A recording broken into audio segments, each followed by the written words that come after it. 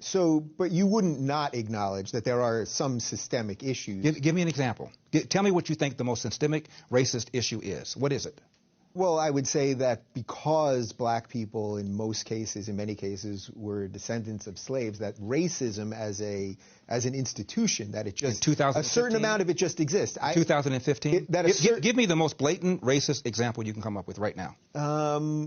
I think you could probably find evidence that, in general, cops are more willing to shoot if the perpetrator is black than white. What's your basis for saying that? Last year... Well, look, I know a lot of people would say, look what's going on in Chicago. I know what they would say. Yeah. I'm talking about what the facts are. 965 people were shot by cops last year and killed. 4% of them were white cops shooting unarmed blacks. In Chicago in 2011, 21 people were shot and killed by cops. In 2015, there were 7. In Chicago, which is a third black, a third white, and a third Hispanic, 70% of the homicides are black on black. About 40 per month, almost 500 per year last year in Chicago, and 75% of them are unsolved. Where is the Black Lives Matter on that? The idea that a racist white cop and shooting unarmed black people is a peril to black people is BS. It's complete and total BS.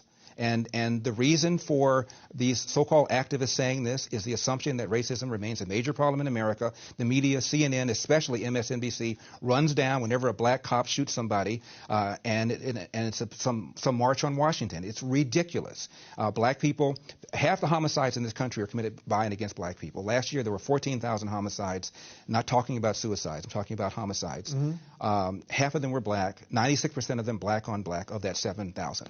Where's the Black Lives Matter people on that? So there's where you would say that this is purely because of social justice. This is purely because they want ultimately for people to be angry enough to just keep voting Democrat. That's right. And where's the evidence of a lack of social justice? When a black suspect is killed by a cop, believe me, the media's on it. People are watching it, and justice will, for the most part, occur. In Baltimore, where Freddie Gray was killed.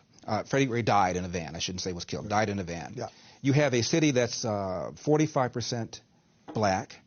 City council is 100% Democrat. The majority of city council is black. The top cop at the time was black. The number 2 cop was black. The majority of the command staff is black. The mayor is black. The AG is black. And yet here we are talking about racism. I mean, it's absurd. Yeah. It's absurd. So it's funny. I find myself caught in between this a little bit as a liberal, where I want to always try to defend the other. So in this case, the other being black people, I'm always sympathetic to that. And that, at the same time, I hear you laying out a pretty solid case. These are just the facts. I'll tell you something else, too. There was just a study, University of Washington, and it turns out cops were more reluctant, more hesitant to pull the trigger against a black suspect than a white suspect, probably because of the fear of being accused of racially profiling and the fear that the civil rights establishment was going to come down on them. So if anything, whites are more likely to be shot by a cop under certain circumstances than a black person. And in the last 30 or 40 years, the percentage of suspects killed by cops who are black has declined 75%.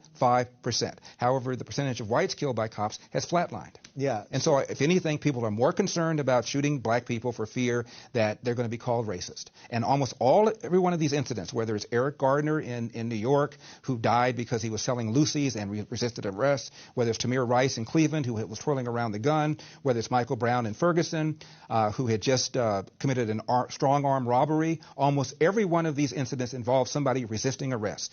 Why don't you just do what the police tell you? My dad said, when I get pulled over, have my hand at 10 o'clock, have my hand at 2 o'clock, say yes, sir, say no, sir, make sure my paperwork is in order, and if I feel the cop is mistreating me, get a badge number and deal with it later on.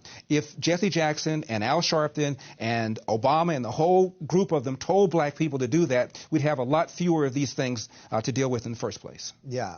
All right. So I'm with you. I'm hearing a lot of what you're saying here. So as a black conservative then, who now you've laid out your case there. But you haven't laid out yours. I asked you to name the most important example of racism, and you gave white cops going after black people. And I told you, gave you the facts for that. So that's nonsense. So you must have something else. What else is it? If you think racism remains a problem in America, give it to me. Well, I think it remains a problem. Give it to me. It may not be systemic in that it's not like you're not being hired because you're black, there's no systemic reason, legal reason that exists, that kind of thing. But I think that racism as a general theory exists. I need some specifics. You gave me the white cop thing. What else? Give me another example where you think is a problem. Well, as a black conservative, tell me how do you get people to come around? You're the one who made the assertion that you think racism remains a major problem in America. I asked you to give me an example. You gave me white cops going after blacks. As far as I'm concerned, you didn't hold it up very well. What's the other argument you have? What's the other thing? Well, I don't know that it's systemic in the sort of macro sense. I'm not mad. I just want to know what it is you're talking about. That's exactly what. Believe me, that's 100% why I wanted to have you. Blacks are not getting into school. BS. We have affirmative action. So a black person with an SAT and a GPA of X will get into a school faster and easier than a white person with an SAT or a GPA of X. And if going to school is a route to the middle class, you can make an argument that blacks have an easier route to the middle class. If you're talking about about poverty, the poorer you are, the more accessible loans and grants are for you. The problem, the biggest burden that black people have, in my opinion, again, is the percentage of blacks, 75% of them, that are raised without fathers. And that has every other social negative consequence connected to it. Crime, not being able to compete economically in the country, being more likely to be arrested, that's the number one problem facing the black community. And when I hear people tell me about systemic racism or unconscious racism, I always say, give me an example, and almost nobody can do it. So the family stuff. So I'll follow your logic there on the family stuff. What can actually be done about that then? I mean, because that's a big reverse the welfare state. In 1890, 1900, you look at census reports. A black kid, believe it or not, was slightly more likely to be born to a nuclear intact family than a white kid. Even during slavery, a black kid was more likely to be born under a roof with his biological mother and biological father than today. What's happened is we launched this so-called war on poverty in the 60s, where literally Lyndon Johnson sent people knocking on doors.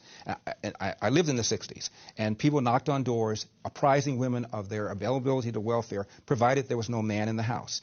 And we went from 25% of blacks being born outside of wedlock in 65 to 75% right now. And you look at how much money that we spent on welfare, and the lines are parallel. It was a neutron bomb dropped on this country, not just on the black community, but on people in general.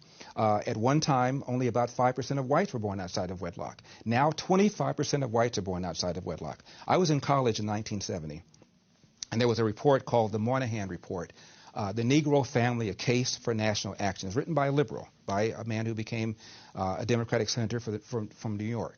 And at the time, 25% of black kids were born outside of wedlock. He said, my God, this number is horrific. If we don't do something about it, it could get even higher. Well, fast forward, 25% of white kids are now born outside of wedlock. It is the number one problem in this country. And what we've done, in my opinion, is we've economically incentivized women to marry the government, and we've allowed men to abandon their financial and moral responsibility. And now we have this.